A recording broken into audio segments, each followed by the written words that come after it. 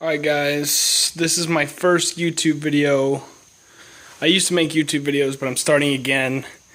And I'm a car guy now, so I'm going to be doing this on my 240. So we're going to basically be doing a walk around today, and tomorrow I'll get into a little bit more about what I've got for it, like that eBay exhaust over there, which sounds great on the car, and those subs over there that my best friend got me, sold me. And what I plan to do on the trunk there. Right now, what happens with the car, it's basically sitting on Megan 32 adjustable coilovers. I have the stiffness set it all the way hard right now just because I like the corner and things like that. The diff is open, so I can't drift it. I do some things. I play around with it in the rain and in the snow. It's fun.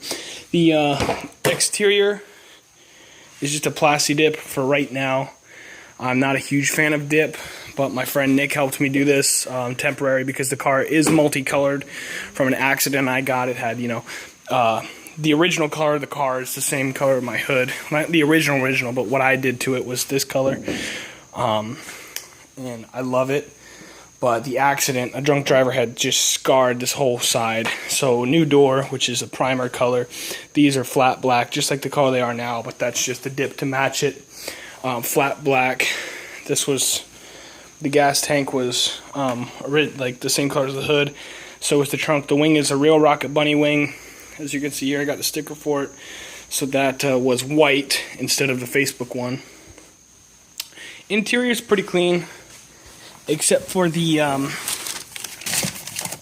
carpet, which is not a big deal because I'm getting a new one. So the biggest feature about this 240 is the dash. Absolutely no cracks.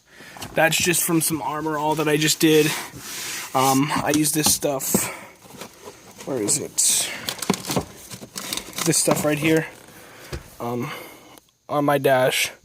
And it does a very good job, especially in the Virginia heat. It was 95 degrees today before it started to rain. We got the Coca-Cola shift boot. My buddy burnt a hole in it with a cigarette, so I'm going to be... I actually have one in the mail. It's a black suede with red stitch. That'll be going in there hopefully sometime this week. It's supposed to be here tomorrow, so we'll see. I've got my electric fan switch here, so that when you want to listen to the music without turning the fans on, you can, because obviously, I mean, aftermarket fans need a power source, and I didn't want to have to just turn them on, turn them off, and I didn't want to jump into the fuse box, so I made a switch. So up is on, down is off. We've got a aftermarket 6x9 Kenwoods in the doors, as well as two aftermarket 6x9 Kenwoods there. Those are 3-ways. These are 4-ways.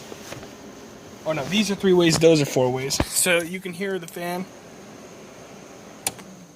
Now it's off because the switch is off. So we got a Kenwood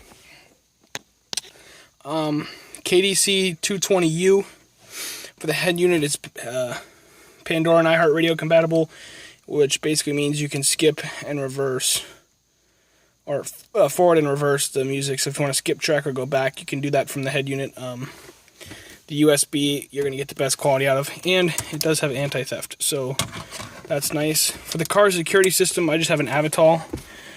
One of those just cheapy alarm systems, but we do have power relays on the doors. So if I click the lock button, it will lock the car. As you can see, and my alarm's going to go off because of that, but watch the door. So locked, unlocked, and if I would hold it, it would go off. I have a shock sensor underneath the steering column, but I don't have it plugged in just because the suspension is so stiff, it's hard to get an accurate reading. Everything interior-wise is stock for an S13 for the 1991 year. I had to reupholster the driver's side seat with used, same fabric as this, but used, because it was different. It was multicolored. The guy before me had racing seats in it, but so yeah. Now we'll just go ahead and show you. I've blacked out the side markers, turn signals, and tails. And she's sitting on Mustang GT wheels. So yeah, these ones are on spacers. The front ones are not, but I'm going to get some because, as you can see, the body of the car goes out, but back here it's perfect. So here's the back end of the car with the smoked tails. Like I said, the dip's on and it's just all wet and dirty, so you're not gonna get the best view of what it looks like. We've got the stock exhaust on right now, and I'll get more into this exhaust tomorrow and what my plans are for it. I've put it on the car. It sounds awesome. Maybe I'll hook it up tomorrow, take it to school like that, and give you guys a video. Who knows? So real quickly, I'll just show you guys under the hood so you can see what's going on there.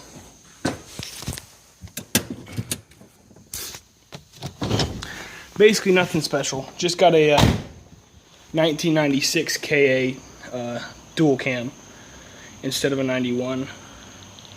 And that's just because I had so many issues with the original 91 that was in it.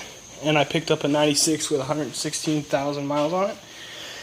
And I did get a chance to open her up. And the cylinders still have the original cross hatching from when they factory drilled the holes. So let's get a light in here. This one's LED, so I hope it does the trick. There's the KA. So there it is. There's my amp wire right there.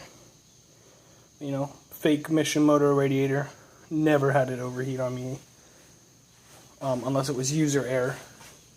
Spectre pod filter. Brand new MAF. Brand new coil. Brand new wires.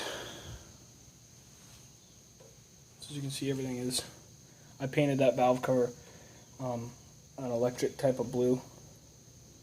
So, yeah. It's got a brand new water pump as well. But as in terms of everything, it's got its thermostat in. Everything's stock. Makes the stock power about 155, somewhere around there.